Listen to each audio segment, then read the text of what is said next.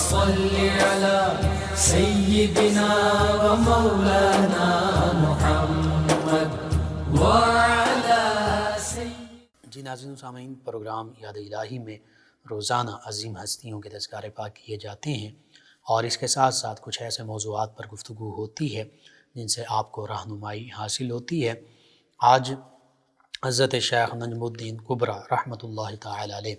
آپ کے تذکارے خیر ہوں گے۔ اس سے پہلے کتاب الشفا سے آج کا خاص وظیفہ سورۃ الواقعہ کی خاصیت،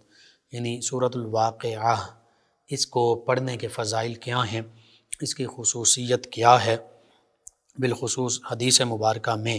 اس کی خصوصیت کا ذکر ملتا ہے۔ شعب الایمان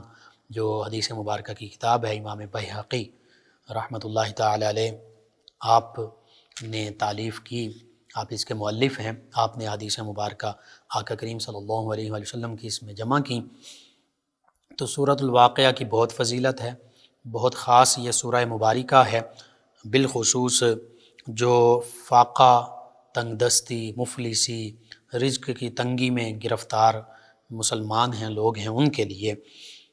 آقا کریم صلی اللہ علیہ وآلہ وسلم نے ارشاد فرمایا کہ جو شخص ہر رات کو سونے سے پہلے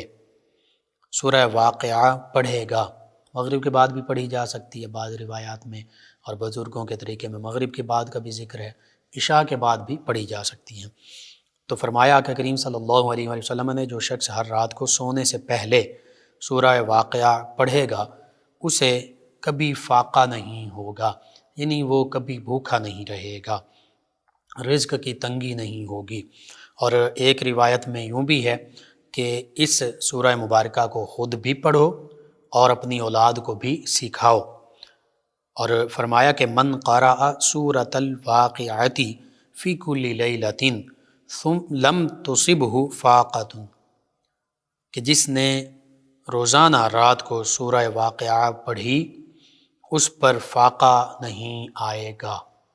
وہ کبھی بھوکا نہیں رہے گا، وہ کبھی بھوکا نہیں سوئے گا۔ تو یہ صحابہ نبی کریم صلی اللہ علیہ وآلہ وسلم کا بھی معمول تھا، آپ بھی پڑھتے تھے، صحابہ کرام بھی پڑھتے تھے، حتیٰ کہ سیدنا عبداللہ بن مسعود رضی اللہ عنہ نے اپنی صاحبزادیوں کو یہ سورہ مبارکہ تلقین فرمائی، پڑھتے بھی تھے، گھر والے بھی، بچے بھی، آپ خود بھی۔ اور جب آپ کا وصال ہونے لگا تو سیدنا عثمان ذو النورین رضی اللہ عنہ نے فرمایا کہ آپ بچوں کے لیے کچھ چھوڑ جاتے یا میں بیت المال سے ان کے لیے کچھ انتظام کر دوں۔ تو سیدنا عبداللہ بن مسعود فقیہ امت، آپ نے فرمایا کہ مجھے بھی اس کی ضرورت نہیں، میری بچیوں کی بھی اس کی ضرورت نہیں ہے، میں نے اپنی بچیوں کو وہ نعمت، وہ اللہ کے نبی صلی اللہ علیہ وآلہ وسلم کا فرمان بتا دیا ہے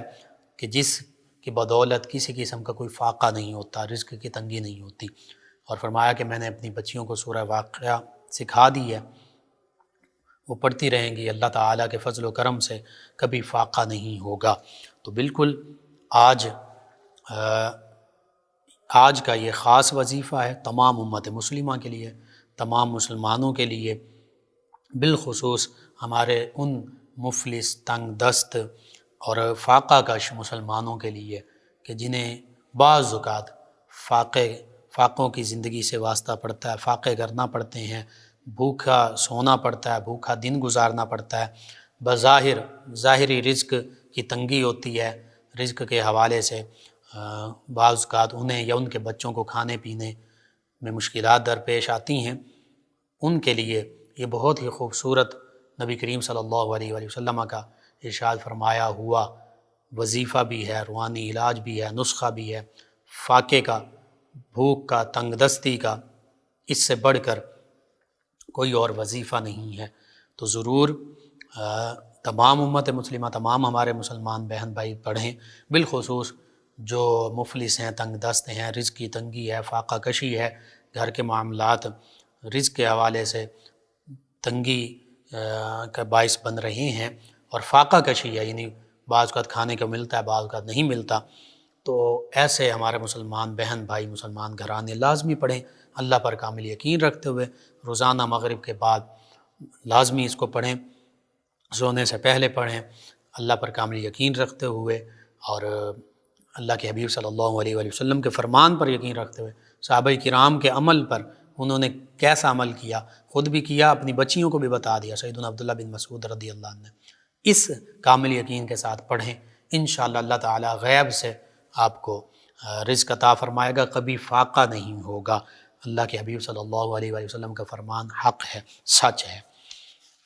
تو یہ آج کا خاص وظیفہ آپ ضرور اپنے معمول کا حصہ بنائیے، پڑھیے اور عاد و وظائف میں شامل کیجئے، اپنے اعزاء، اقرباء، رشتہ دار، دوست، احباب، پڑوسی، محلہ دار، امت مسلمہ تک پہنچائیے۔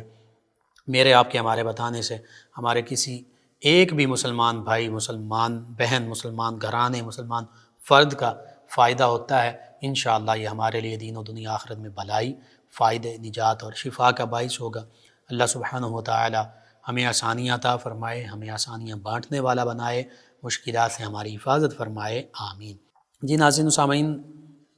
حضرت شیخ نجم الدین کبریٰ رحمۃ اللہ تعالی علیہ، اولیاء اللہ میں، علماء حق میں، علماء ربانیین میں ایک عظیم نام، ایک بڑا نام، ایک روشن چمکتے دمکتے ستارے، محقق، اور بالخصوص اس لحاظ سے بھی محقق ہیں آپ کہ سیدنا امام مالک رضی اللہ عنہ نے جو فرمایا کہ جس نے علم دین تو حاصل کیا، علم فقہ حاصل کیا، قرآن و حدیث، فقہ اور ظاہری تمام علوم حاصل کیے، لیکن تزکیہ باطن نہ کیا، اپنے جو باطنی بیماریاں ہیں ان سے چھٹکارا نہ پایا، تو فرمایا امام مالک رضی اللہ عنہ نے کہ ہو سکتا ہے کہ وہ فاسق ہو جائے، وہ گناہوں میں مبتلا ہو جائے، وہ باطنی بیماریوں میں مبتلا ہو جائے، اور فرمایا کہ جس نے تصوف تو حاصل کیا، تزکیہ باطن تو کیا، علم الاحسان تو حاصل کیا، لیکن علم ظاہر حاصل نہ کیا، علم باطن حاصل کیا، علم ظاہر حاصل نہ کیا، یعنی قرآن حدیث فقہ اور بالخصوص وہ قرآن و حدیث کے حوالے سے شرعی مسائل کہ جو فرض واجب ہیں، سنن ہیں، جو ہم پر فرائض عائد ہوتے ہیں، نماز، روزہ، حج، زکوٰۃ، نکاح، طلاق، تجارت، جو چیزیں بندہ مومن پر فرض ہوتی جاتی ہیں، واجب ہوتی جاتی ہیں، لاگو ہوتی جاتی ہیں، جن کا وہ مکلف بنتا جاتا ہے، ان کا علم حاصل نہ کیا، تو فرمایا وہ بے دین ہوا۔ یہ ہو سکتا ہے کہ وہ بے دین ہو جائے، زندیق ہو جائے۔ اور پھر بالخصوص اس میں عقیدے کا علم بھی ہوتا ہے کہ اللہ رب العزت کی ذات صفات کے بارے میں ہم نے کیا عقیدہ رکھنا ہے، حق کیا ہے۔ اسی طرح نبی رحمت صلی اللہ علیہ وآلہ وسلم اور اسلام کے دیگر بنیادی جو ضروریات ہیں، اعتقادات دینیہ، ضروریات دینیہ، ان کا علم حاصل کرنا یہ بھی لازمی ہے۔ تو بالکل اگر کوئی عقیدہ اور کا علم بھی حاصل نہیں کرتا اور بظاہر وہ تصوف کا علم حاصل کر لیتا ہے تو اس کے بے دین ہونے کا خدشہ ہے۔ اور پھر فرمایا کہ جس نے دونوں علوم کو اکٹھا کر لیا، علم ظاہر، علم باطن، علم العقائد، علم الاحکام، علم الفقہ اور علم الاحسان، سب حاصل کر لیا، ظاہر و باطنی علوم، تو فرمایا وہ محقق ہوا، یعنی اس نے پھر تحقیق کر لی اور حق ادا کیا، اور پھر وہ حق پر ثابت قدم ہوا۔ حضرت شیخ نجم الدین کبریٰ رحمۃ اللہ تعالی علیہ بھی انہی علماء حق اور محققین میں سے ہیں، اور اولیاء کاملین صالحین میں سے ہیں۔ اللہ تعالی نے آپ کو یہ تمام مقام و مراتب عطا فرمائے۔ اولیاء اللہ کا مقام و مرتبہ قرآن مجید فرقان حمید میں بارہا ذکر ہوا، کہیں الا ان اولیاء اللہ لا خوف علیہم ولا هم يحزنون الذین آمنوا وكانوا يتقون لهم البشرى في الحیات الدنیا وفي الآخرة ذلك هو الفوز العظیم لا تبدیل لکلمات اللہ ذلك هو الفوز العظیم، یہ شان بیان کی۔ کہیں فرمایا ان الذین آمنوا وعملوا الصالحات سيجعل لهم الرحمن ودا، کہ جو کامل ایمان والے، اعمال صالحہ بجالانے والے اولیاء اللہ فرماتا ہے کہ ان قریب ہر ایک چیز میں ہم ان کی محبت رکھ دیں گے، رحمان ان کی محبت پیدا فرما دے گا۔ پھر زمین و آسمان کی تمام مخلوقات ان اولیاء اللہ سے محبت کرتی ہیں۔ کہیں فرمایا ان الذین آمنوا وعملوا الصالحات اولئک هم خیر البریہ، یہ خیر البریہ ہیں، یہ امت میں بہترین لوگ ہیں۔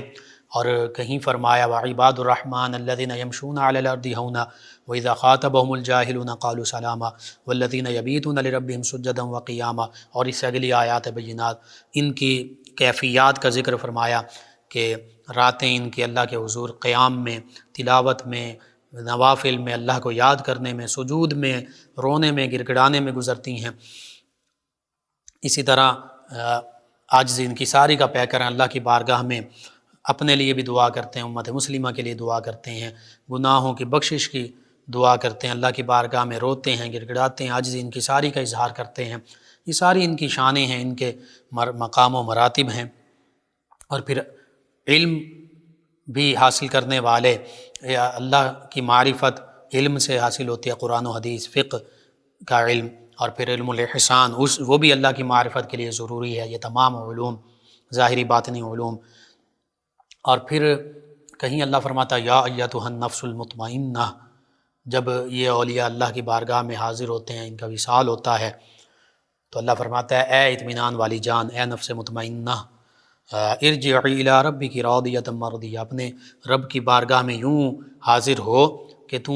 اپنے رب سے راضی، تیرا رب تجھ سے راضی۔ فادخلی فی عبادی، میرے خاص بندوں میں داخل ہو جا، عباد الرحمن، اولیاء اللہ، خاص مقرب بندوں میں داخل ہو جا۔ وادخلی جنتی، اور میری جنت میں داخل ہو جا۔ تو قرآن مجید، فرقان حمید میں بارہا اولیاء اللہ کی شانوں کا ذکر موجود ہے۔ احادیث مبارکہ میں ان اولیاء اللہ کی شانوں کے تذکرے موجود ہیں۔ انہی میں سے ایک عظیم ہستی حضرت شیخ نجم الدین کبریٰ رحمۃ اللہ تعالی علیہ، آپ کی ولادت باسعادت 540 ہجری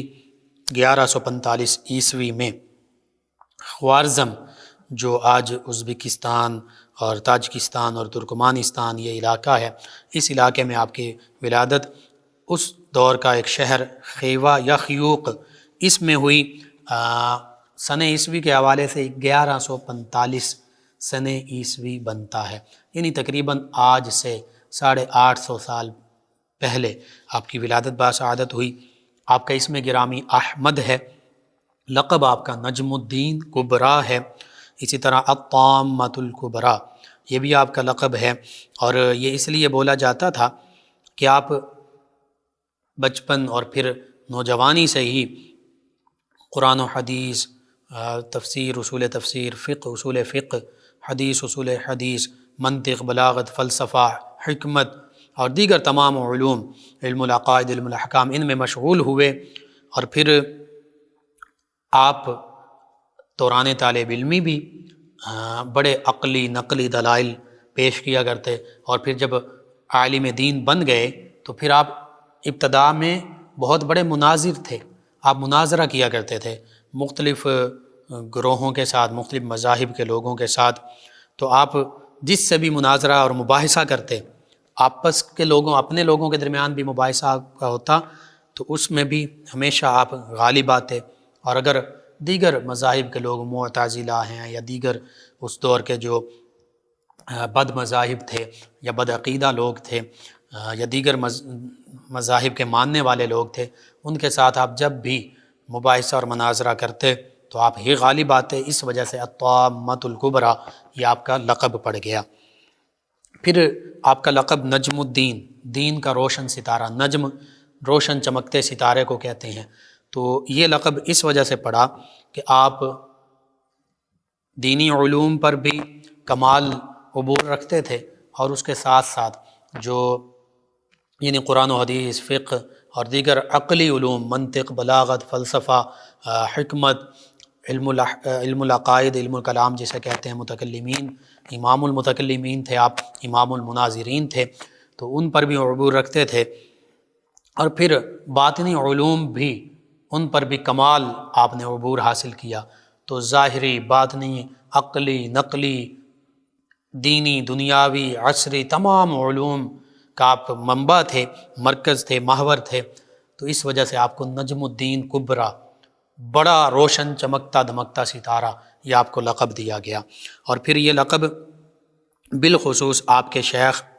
ابراہیم بغدادی علیہ رحمہ، ان کی بارگاہ میں آپ 7 سال تک رہے، فیوز و برکات پائے، اور ان کی بارگاہ سے آپ کو یہ لقب، شیخ ابراہیم بغدادی علیہ رحمہ کی بارگاہ سے آپ کو یہ لقب حاصل ہوا، نوازا گیا۔ اور یہ آپ کا لقب اتنا مشہور ہوا کہ آپ کا اصل نام جو ہے وہ بہت کم لوگ جانتے ہیں کہ آپ کا اصل نام احمد ہے۔ اس نام کی بجائے نجم الدین کبریٰ رحمۃ اللہ تعالی علیہ، اس نام سے لوگ آپ کو جاننے لگے، آپ کے ظاہری دور میں بھی اور آج بھی لوگ اسی نام سے، خاص طور پر زیادہ تر لوگ اسی نام سے شیخ نجم الدین کبریٰ رحمۃ اللہ تعالی علیہ اس نام سے آپ کو جانتے ہیں۔ آپ نے اپنی ابتدائی تعلیم اپنے ہی علاقے میں حاصل کی مقامی طور پر، پھر اس کے بعد دور دراز کے جو ممالک تھے ان کے اسفار کیے، سفر طے کیے، اور پھر یوں آپ نے کئی جید علماء کرام جو قرآن و حدیث، فقہ، دیگر عقلی نقلی علوم کے کمال درجے پر فائز تھے، ان سے یہ علوم حاصل کیے، اور پھر اولیاء اللہ کی بارگاہ میں حاضر ہوتے رہے، کہیں اولیاء اللہ سے آپ نے فیوز و برکات پائے۔ تو یوں آپ کی نوجوانی، جوانی، یہ ایام جو ہیں یہ علم حاصل کرنے میں اور علم کے لیے لمبے سے لمبے سفر، مشکلات سفر طے کرنے میں گزرے۔ تو جو بھی ہیرا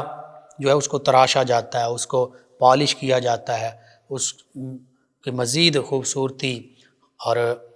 زیب و زینت، آرائش، تو آپ ہیرے تھے۔ آپ کے اساتذہ چاہے وہ ظاہری علوم کے تھے یا باطنی علوم کے مشائخ، انہوں نے اس ہیرے کو یوں تراشا کہ حقیقت میں آپ نجم الدین کبریٰ بہت بڑے روشن چمکتے دمکتے ستارے بن کر ابھرے۔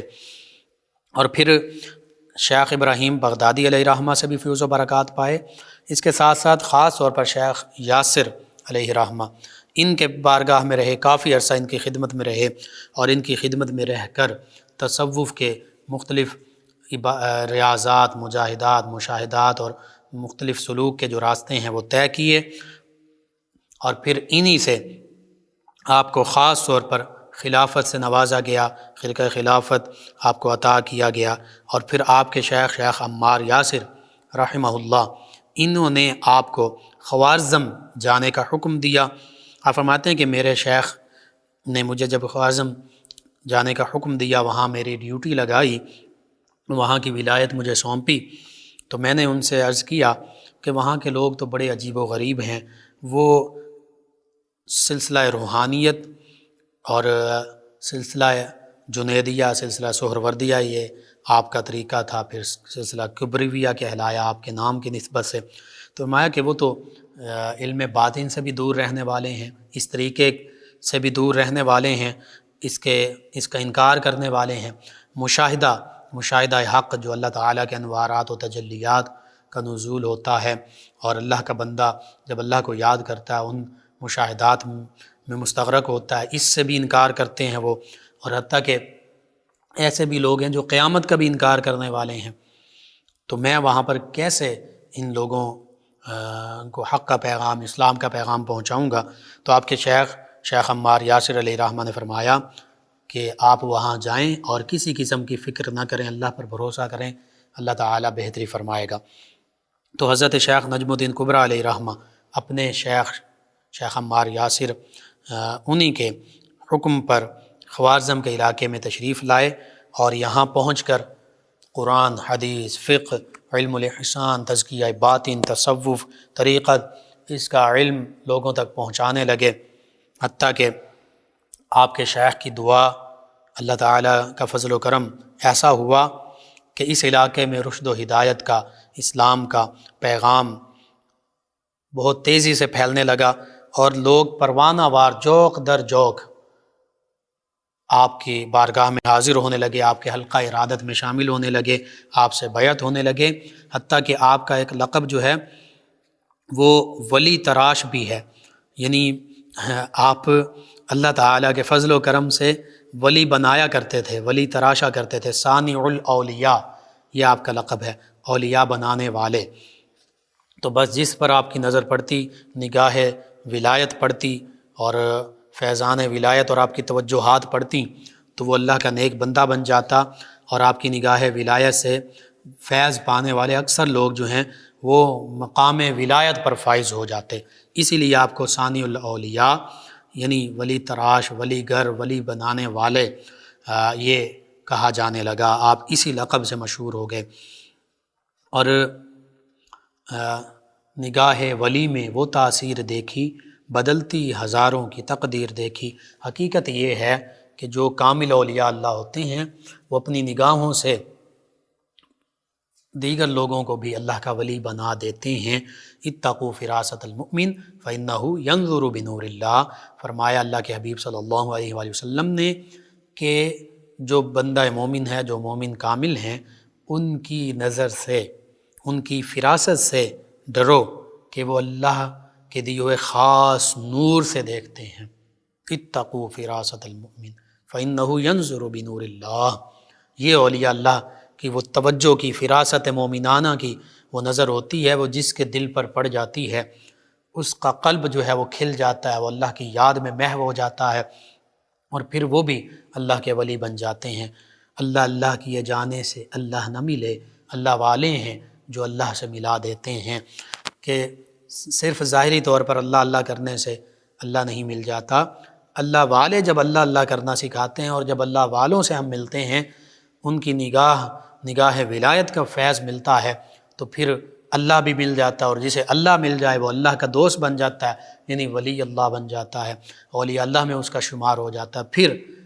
یہ اللہ والے اللہ کے بندے کو اللہ سے ملا دیتے ہیں۔ تو ان ہستیوں میں حضرت شیخ نجم الدین کبریٰ رحمۃ اللہ تعالی علیہ بھی شامل ہیں۔ اور جیسا کہ میں نے بیان کیا کہ آپ کی ولایت کا یہ معاملہ تھا کہ نگاہ ولایت سے لوگوں کو ولایت کے مقام و مرتبے پر پہنچا دیتے تھے، تو یہ تو باطنی اور علم الاحسان اور تصوف اور تزکیہ باطن کے علوم میں ایسا اللہ تعالیٰ نے آپ کو مقام و مرتبہ عطا فرمایا، اور جو ظاہری علوم تھے ان کا بھی آپ درس دیا کرتے تھے، آپ نے کتابیں بھی تصنیف کی، آپ کے شاگرد بھی ہیں، امام فخر الدین رازی علیہ رحمہ جیسے جو تفسیر کبیر جنہوں نے لکھی وہ آپ کے شاگردوں میں شامل ہیں۔ اور پھر عقائد کے حوالے سے، قرآن حدیث فقہ کے حوالے سے، علم الکلام، علم العقائد، تمام علوم کے حوالے سے جب آپ درس دیتے، جب آپ گفتگو کرتے تو لوگ اشش کر اٹھتے اور علم کے موتی بہاتے، اور جب تزکیہ باطن فرماتے تو یعنی قرآن و حدیث اور عقلی نقلی علوم ارشاد فرما رہے ہوتے، تو آپ کے اسٹوڈنٹس، آپ کے تلامذہ وہ ایسا کمال تک پہنچتے کہ شیخ التفسیر، شیخ القرآن، شیخ الحدیث، شیخ الفقہ، یہ مقام و مراتب پا جاتے، اور جب نگاہ ولایت ان کے دلوں پر ڈالتے تو وہ اولیاء اللہ کا مقام و مرتبہ پا لیتے۔ تو یوں حقیقت میں آپ محقق تھے، مجمع البحرین تھے، آپ پر اللہ تعالیٰ کا یہ فضل و کرم تھا کہ ظاہری باطنی تمام علوم کا آپ جامع تھے اور جامع ہستی تھے۔ بہرحال آپ کی کرامات بھی بے شمار ہیں۔ ایک دن ایک تاجر آپ کی خدمت میں حاضر ہوا، تو جیسے ہی آپ کی نظر اس پر پڑی اس کی آنکھیں روشن ہو گئیں، یعنی اللہ کے نور سے مزید روشن ہو گئیں۔ اور یہ بھی ہے حدیث مبارکہ میں کہ عرض کیا گیا یا رسول اللہ صلی اللہ علیہ وسلم من اولیاء اللہ، اولیاء اللہ کون ہیں؟ تو فرمایا الذین اذا رؤوا ذکر اللہ، کہ جب انہیں دیکھا جائے تو تمہیں اللہ کی یاد نصیب ہو جائے، اللہ اللہ کرنا نصیب ہو جائے، تمہیں اللہ یاد آ جائے، یعنی ایسے روشن چمکتے دمکتے نورانی صورت اور نورانی قلوب والی ہستیاں کہ جب تم انہیں دیکھو تو ان کو دیکھنے سے اللہ کی یاد نصیب ہو جائے، اپنے گناہوں پر، اپنی کم مائیگی پر، بے مائیگی پر، اپنے عاجز ہونے پر تمہاری نظر پڑے، اور تمہیں پتہ چل جائے کہ حقیقت میں اللہ ہی تمام کائنات کا خالق، مالک، رازق ہے،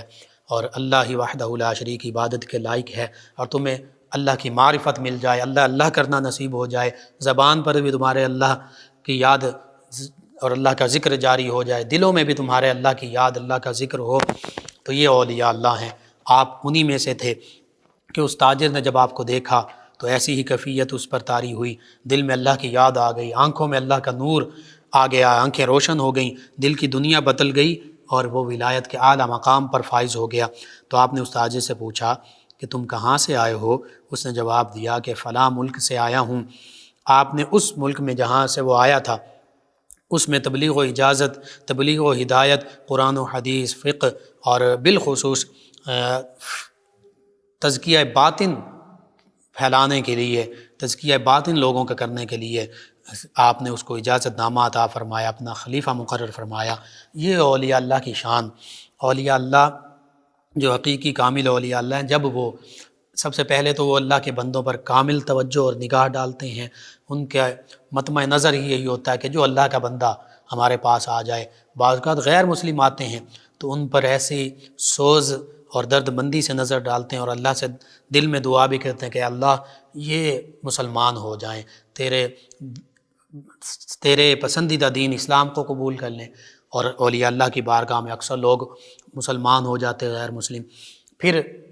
اگر کوئی مسلمان گناہ گار ہوتا تو اس کے لیے دل سے یہ دعا کرتے کہ اللہ یہ گناہوں کو چھوڑ کر نیکی کے راستے پر چلنے والے بن جائیں، اور وہ اللہ تعالیٰ ان کی دعائیں قبول فرمانے والا۔ یہ حدیث قدسی حدیث بخاری میں موجود ہے، جو اللہ کے یہ بندے دعا مانگتے ہیں اللہ قبول فرماتا ہے، اس لیے یہ مستجاب الدعوات ہوتے ہیں،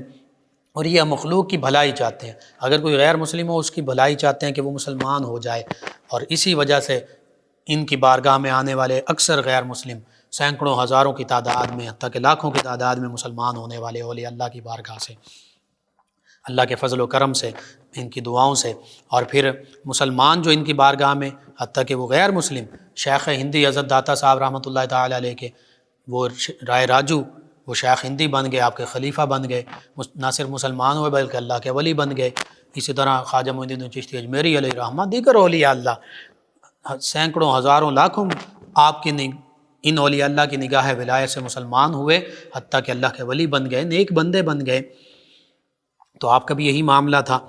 آج بھی اولیاء اللہ کا یہ معاملہ ہوتا ہے۔ اکثر اولیاء اللہ جو حقیقی اولیاء اللہ ہیں موجود ہیں مختلف سلاسل طریقت کے، جن کے دست مبارکہ پر لوگ مسلمان بھی ہوتے ہیں، قرآن حدیث اور فقہ اور علم باطن کا علم بھی حاصل کرتے ہیں، شریعت کے پیکر بھی بنتے ہیں، اور ان میں سے ایسے بھی کہ جو انگریز ممالک میں مختلف یورپ میں موجود ہیں، یہاں سے اللہ کے نیک بندے وہاں قرآن و حدیث اور طریقت کا پیغام، اللہ کا ذکر پہنچانے کے لیے جاتے ہیں۔ وہاں لوگ غیر مسلم مسلمان ہوتے ہیں، وہ ظاہری ذکر بھی حاصل کرتے ہیں، لسانی ذکر بھی، قلبی ذکر بھی، اور ایک وقت آتا ہے کہ انہیں بھی اجازت ملتی ہے، وہ بھی لوگوں کو رشد و ہدایت کرتے ہیں، اللہ کا ذکر بھی، اللہ دین اسلام کی طرف متوجہ بھی کرتے ہیں۔ ایسے کئی لوگ ہیں جو دین کا کام، اسلام کا کام کر رہے ہیں باہر، یورپ میں بھی، امریکہ میں بھی، مختلف ممالک میں۔ تو یہ اولیاء اللہ کا طریقہ رہا کہ جو صاف دل والے ان اولیاء اللہ کے پاس آتے ہیں انہیں مکمل فیوز و برکات سے نوازتے ہیں، اور اکثر اوقات جو خلافت کا مستحق ہوتا ہے اسے خلافت بھی عطا فرماتے ہیں، تاکہ وہ اپنے علاقے میں جا کر رشد و ہدایت، تبلیغ اور طریقت اور ذکر کا کام لوگوں کو بھی اللہ کی یاد میں مشغول کر سکیں اور دین کا کام کر سکیں۔ آپ کا بھی یہی معمول تھا۔ بہرحال ایک مرتبہ اصحاب کہف کے بارے میں گفتگو چل رہی تھی۔ وہ 3 نوجوان جو بنی اسرائیل میں سے تھے اور ظالم حکمران تھا، وہ ایمان والے تھے، ان پر ظلم و ستم انہیں مارنا چاہتا تھا، تو وہ چلے اور ایک پہاڑ کے غار میں پناہ لی، اور کئی 100 سال تک اس میں وہ لیٹے رہے، اور سورہ کہف میں پورا اس کا ذکر موجود ہے۔ تو جب اس حوالے سے گفتگو چل رہی تھی تو آپ کے ایک مرید شیخ سعد الدین علیہ رحمہ کے دل میں خیال آیا کہ کیا اس امت میں بھی کوئی ایسا شخص ہوگا جس کی صحبت کتے پر اثر کرے۔ ان کی صحبت سے وہ کتا جو ساتھ چلا تو انہوں نے کہا کہ اس کو واپس کرنے کی کوشش کی، تو اس کتے نے زبان حال سے کہا کہ میں بھونکوں گا بھی نہیں، اور میں اپنی خصلت نہیں دکھاؤں گا جو کتوں والی ہوتی، بھونکنا ٹونکنا۔ میں خاموشی کے ساتھ آپ کے ساتھ رہوں گا، مجھے اپنے ساتھ رہنے دیں۔ اور پھر اولیاء، علماء، عرفاء، صلحاء نے کہا کہ اللہ تعالیٰ اس کتے کو انسانی شکل میں جنت میں داخلہ عطا فرمائے گا، اور اس کتے کی بیٹھنے کی جو حالت ہے، کیسے اس نے پاؤں پھیلا کر بیٹھا، قرآن پاک میں اس کیفیت کا، حالت کا بھی ذکر موجود ہے سورہ کہف میں۔ تو اب آپ کے مرید کے دل میں جب یہ خیال آیا کہ اس امت میں بھی کوئی ایسا شخص ہے کہ جس کی صحبت کتے پر اثر کرے، تو شیخ نجم الدین کپرا علیہ رحمہ نے اپنی مومنانہ فراست جو اللہ تعالیٰ نے عطا فرمائی ہے، اس سے اپنے مرید کے دل کے خیال کو بھانپ لیا اور اٹھ کر خانقاہ کے دروازے پر کھڑے ہو گئے۔ اچانک ایک کتا آیا، آپ علیہ رحمہ نے اس کتے پر نظر ڈالی، آپ کی نظر اس کتے پر پڑی، آپ کی نظر کے سبب سے اس کتے کی حالت تبدیل ہو گئی، وہ دیوانہ ہو کر اپنا سر زمین پر مارتا جاتا، اور جدھر سے گزرتا تو 50-60 کتے اس کے ارد گرد جمع ہو جاتے، مجمع لگا کر کھڑے رہتے گویا کہ بادب حاضر ہوں، نہ کچھ کھاتے نہ کچھ پیتے، نہ کوئی آواز نکالتے کتوں کی طرح، حتیٰ کہ وہ کتا جس پر آپ کی نظر پڑی تھی وہ قبرستان میں جا کر بیٹھ گیا، اور کچھ دنوں کے بعد اس کتے کا انتقال ہو گیا، فوت ہو گیا وہ کتا۔ تو شیخ نجم الدین رحمۃ اللہ تعالی علیہ نے اس کو دفن کرنے کا حکم دیا۔ اسی لیے مولانا روم علیہ رحمہ فرماتے ہیں، یک نظر فرما کے مستغنی شوم ز ابنائے جنس، سگ کے شد منظور نجم الدین سگاں را سرور است، کہ آپ نے ایک نظر فرمائی اس کتے پر تو اس کو بھی مستغنی کر دیا، اس کو اب بھونکنے سے کوئی سروکار نہیں ہے، کھانے پینے سے سروکار نہیں ہے، اور پھر وہ آپ کا منظور شدہ ہو گیا۔ اور یہ حالت جو ہے، ایسی حالت حضرت شیخ میاں شیر محمد شرک پوری رحمۃ اللہ تعالی علیہ کے حوالے سے ملتی ہے، اور اولیاء اللہ کے حوالے سے بھی ملتی ہے۔ آپ کے سامنے ایک بلی آ کر بیٹھی، آپ نے توجہ کی، ذکر قلبی آپ کروایا کرتے تھے، تو دیکھنے والوں نے دیکھا کہ وہ بھی اسی طرح لوٹ پوٹ ہونے لگی۔ تو اس طرح یہ اولیاء اللہ کی نظر جو ہے اس میں بھی اللہ تعالیٰ نے اثر رکھا ہے۔ عام شخص چاہے مسلمان ہو غیر مسلم ہو، العین حق، نبی کریم نے فرمایا نظر حق ہے۔ اب وہ بعض کا لوگوں کی نظر لگتی ہے تو جس کو ہم بد نظری کہہ دیتے ہیں، اور وہ نظر بھی اتاری جا رہی ہوتی ہے آیات بینات کے حوالے سے۔ حدیث مبارکہ میں یہ بھی ہے کہ جس کی نظر لگی ہے اس کا غسل کا پانی جو ہے اس سے جس کو نظر لگی ہے اس پر وہ پانی بہایا جائے۔ تو مختلف طریقے ہم استعمال کرتے ہیں۔ تو بری نظر اگر لگ سکتی ہے تو اچھی نظر تو بدرجہ اولیٰ لگتی ہے، یعنی اولیاء اللہ کی نظر اثر رکھتی ہے۔ بہرحال آپ علیہ رحمہ نے کئی تصانیف آپ کی موجود ہیں، الاصول العشرہ، اسائر الحائر، الخائف الحاتم، عن اللومۃ اللائم، اسی طرح دیگر آپ کی کتابیں، اور بالخصوص آپ ہزاروں لوگوں نے آپ کی نظر کیمیا سے فیض پایا۔ ان میں سے چند ایک شخصیات کے نام جو آپ کے خاص خلفاء میں شامل ہوئے: شیخ مجد الدین، شیخ سعد الدین، شیخ نجم الدین دایا المعروف نجم الدین رازی، شیخ سیف الدین باخرزی، شیخ جمال الدین گیلی، شیخ رضی الدین، شیخ شہاب الدین سہروردی، اور حضرت امام فخر الدین رازی رحمہم اللہ تعالی علیہم اجمعین۔ یہ آپ کے فیض یافتہ ہستیاں ہیں۔ شیخ شہاب الدین سہروردی سلسلہ سہروردیہ کے امام بنے، امام فخر الدین رازی یہ مفسر قرآن بھی ہیں، اور اسی طرح شیخ نجم الدین دایا نجم الدین رازی کے نام سے معروف۔ تو یہ سارے اپنے اپنے مقام و مرتبے پر اوج کمال کے حامل لوگ ہیں۔ آپ کے خلفاء، مریدین، شاگرد، ان میں سے یہ روشن ستارے ہیں، تو پھر آپ واقعتاً نجم الدین کبریٰ بڑے روشن ستارے ہیں۔ بہرحال آپ کا وصال امام فخر الدین رازی علیہ رحمہ کے حوالے سے ایک خاص واقعہ جو مختلف مفسرین، محدثین، علماء، فقہاء، اولیاء نے اس کو کوڈ کیا، لکھا اپنی اپنی کتب میں۔ امام فخر الدین رازی رحمۃ اللہ تعالی علیہ جنہوں نے غالباً تفسیر کبیر لکھی، تو ان کا جب وصال کا وقت قریب آیا، جو آپ کے مرید اور خلیفہ اور آپ کے شاگرد ہیں، تو ان کے وصال کے وقت شیطان امام فخر الدین رازی علیہ رحمہ کے پاس آیا، آپ سے اللہ تعالیٰ کی وحدانیت کے حوالے سے دلیلیں طلب کرنے لگا۔ آپ نے ایک دلیل دی، دو دلیلیں، سینکڑوں دلیلیں دیں۔ شیطان کو بھی علم تھا، اسی علم اور زمین کے چپے چپے پر سجدہ کرنے کی بدولت، اگرچہ یہ جنات سے تھا لیکن فرشتوں کا سردار بنایا گیا، تو اس نے اپنے علم کی وجہ سے آپ کے علمی دلیلیں رد کر دیں۔ قریب تھا کہ معاذ اللہ آپ کا ایمان تباہ و برباد ہو جاتا، آپ کا ایمان برباد ہو جاتا۔ تو شیخ نجم الدین کبریٰ رحمۃ اللہ تعالی علیہ، آپ کے مرشد گرامی، سینکڑوں میل دور، ہزاروں کلومیٹر دور یہ سارا کچھ ملاحظہ کر رہے تھے اور وضو فرما رہے تھے۔ بعض روایت میں کہ اپنا لوٹا جو ہے وہاں سے دے مارا شیطان کو، اور بعض روایت میں یہ کہ آپ نے وہاں سے فرمایا، راضی تو چرا نمی گوئی کہ من خدا را بلا دلیل می شناسم، کہ تو یہ کیوں نہیں کہہ دیتا کہ میں اللہ تعالیٰ کو بغیر کسی دلیل کے وحدہ لا شریک مانتا ہوں، میں اللہ تعالیٰ کی یعنی خدا کے ہونے کو بغیر دلیل کے مانتا ہوں۔ تو بس جب آپ نے یہ ادھر سے فرمایا، اور بعض روایت میں کہ اپنا لوٹا شیطان کو دے مارا، تو وہ بھاگ گیا۔ یہ حضرت شیخ نجم الدین کبریٰ رحمۃ اللہ تعالیٰ علیہ کی ایک خاص کرامت اور مشہور کرامت ہے۔ پھر آپ کو اللہ تعالیٰ نے شہادت کا مقام عطا فرمایا کہ جن کے بارے میں قرآن فرماتا ہے کہ شہید زندہ ہوتے ہیں انہیں مردہ مت کہو۔ 10 جمادی الاولیٰ 618 ہجری بمطابق 1 جولائی 1221 عیسوی جب منگولوں نے تاتاریوں نے مسلمانوں پر یلغار کر دی، آپ کے علاقے میں داخل ہوئے، خوارزم میں داخل ہوئے، تو چنگیز خان کے بیٹوں نے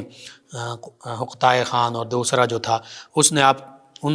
چنگیز خان کے بیٹوں نے آپ کو پیغام بھجوایا کہ آپ خوارزم سے چلے جائیں تاکہ آپ کو کوئی تکلیف نہ پہنچے۔ تو آپ نے فرمایا کہ پوری زندگی یہاں گزاری ہے،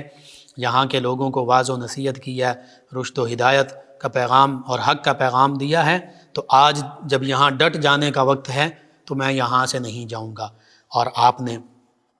جہاد کیا، آپ جہاد کے لیے باہر نکلے، آپ کے مریدین، خلفاء، دیگر لوگ اس علاقے کے، اور پھر لڑتے ہوئے آپ نے جہاں میں شہادت نوش کیا۔ اور آپ نے ان کے پیغام کے جواب میں یہ لکھ بھیجا تھا کہ آپ نے کہا کہ شہادت مومن کا مقصود ہوتا ہے، اور میں اب تک ان لوگوں کو رشد و ہدایت کرتا رہا، اب مشکل وقت میں ان کی پیشوائی کرنا اس وقت میں بھی میرا فرض ہے۔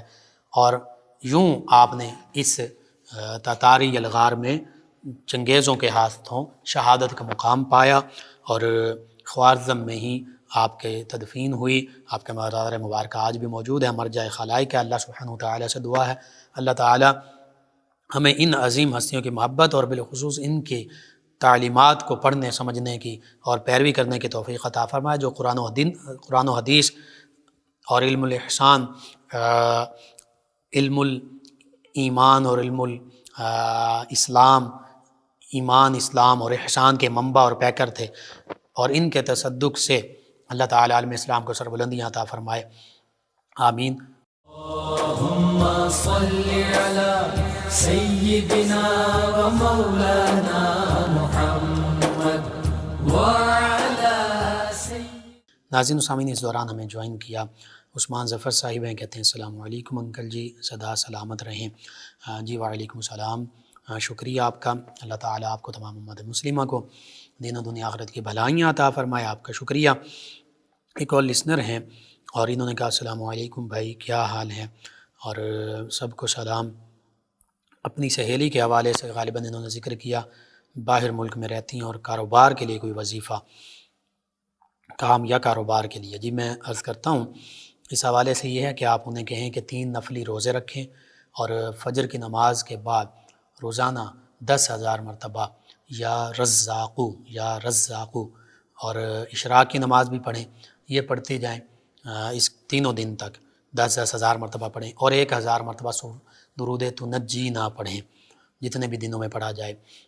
اور اللہ سے دعا کریں، انشاءاللہ اللہ نے چاہا تو رزق اور کام اور روزگار کا بہتر سبب بن جائے گا۔ اور اس کے ساتھ ساتھ یا مسبب الاسباب اور یا رزاقو یہ بھی کثرت سے پڑھتے رہیں۔ ایک اور لسنر ہیں،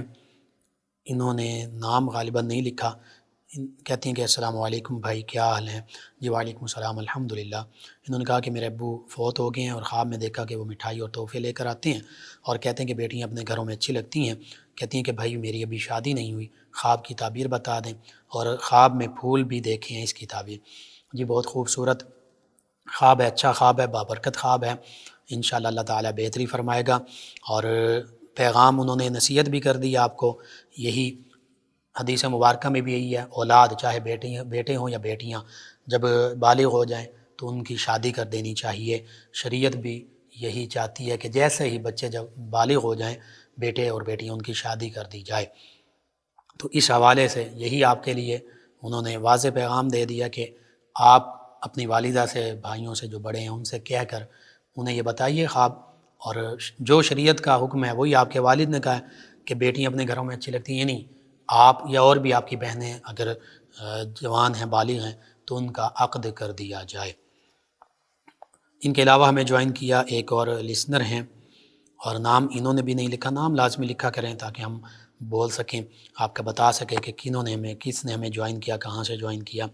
کہتے ہیں سلام بھائی، جی وعلیکم السلام، کہتے ہیں پلیز ماں کی شان نعت لگا دیں۔ جی ماں کی شان میں نعت نہیں ہوتی، بس وہ ماں کی شان ہی ہوتی ہے۔ کہتے ہیں کہ میری امی ابو نہیں ہیں، انہوں نے کہا ان کے لیے دعا بھی کر دیں۔ جی اللہ تعالیٰ ان کی بخشش اور مغفرت فرمائے۔ اور ماں کی شان انشاءاللہ کوشش کریں گے ہم کسی پروگرام میں شامل کر سکیں والدین کے حوالے سے جو ہو، یا 1 سے 2 بجے آپ ہماری نشریات سنا کریں، اس میں نعتیں اور اس طرح کلام ہوتے ہیں، اس میں کوشش کریں گے، موقع ملا تو ضرور شامل کریں گے۔ افضل صاحب ہیں فیصل آباد سے، کہتے ہیں کہ نظر لگنے سے جو نقصان ہو جاتا ہے اس کا کوئی وظیفہ بتا دیں۔ جی نظر لگنے سے اگر کوئی نقصان ہوتا ہے، اب جو نقصان ہوا اس کا تو کوئی خاص اس کی تلافی نہیں ہو سکتی۔ ہاں یہ ہے کہ جب نظر لگ جائے، اور نظر لگنے سے پہلے بھی بچاؤ کے لیے بھی سورہ نون والقلم ما یسطرون، سورہ ملک کے بعد دوسری سورت 29ویں پارے کی دوسری سورت، اس کی آیت مبارکہ 51 اور 52 غالباً یہ آخری 2 آیتیں ہیں، ان کو اول آخر 3 مرتبہ درود پاک پڑھ کر اور بسم اللہ الرحمن الرحیم کے ساتھ 3 مرتبہ یہ دونوں آیتیں پڑھنی ہیں۔ تینوں مرتبہ بسم اللہ الرحمن الرحیم بھی شروع میں پڑھنا ہے۔ بسم اللہ الرحمن الرحیم وَإِن يَكَادُ الَّذِينَ كَفَرُوا لِيُزْلِقُونَكَ بِأَبْصَارِهِمْ لَمَّا سَمِعُوا الذِّكْرَ وَيَقُولُونَ إِنَّهُ لَمَجْنُونٌ وَمَا هُوَ إِلَّا ذِكْرٌ لِلْعَالَمِينَ۔ یہ 3 مرتبہ بسم اللہ الرحمن الرحیم کے ساتھ، اول آخر 3 مرتبہ درود پاک کے ساتھ یہ دونوں آیتیں پڑھیں۔ جس کو نظر لگی ہے اس پر دم کر دیں، ویسے بھی دم کرتے رہیں، انشاءاللہ اللہ تعالیٰ بہتری فرمائے گا۔ آپ تمام ویورز کا، لسنرز کا شکریہ، آپ ہمیں جوائن کرتے ہیں، پروگرام یاد الہی میں شامل ہوتے ہیں، اپنے فیڈ بیک سے ہمیں آگاہ کرتے ہیں۔ ناظرین سامعین، پروگرام یاد الہی کا وقت ختم ہو جاتا ہے۔ انشاءاللہ کل صبح دوبارہ آپ سے ملاقات ہوگی پروگرام یاد الہی میں۔ اپنے میزبان محمد لقمان رضا اور ہماری ٹیم کو اجازت دیجیے۔ اللہ نگہبان۔ اللهم صل على سيدنا ومولانا محمد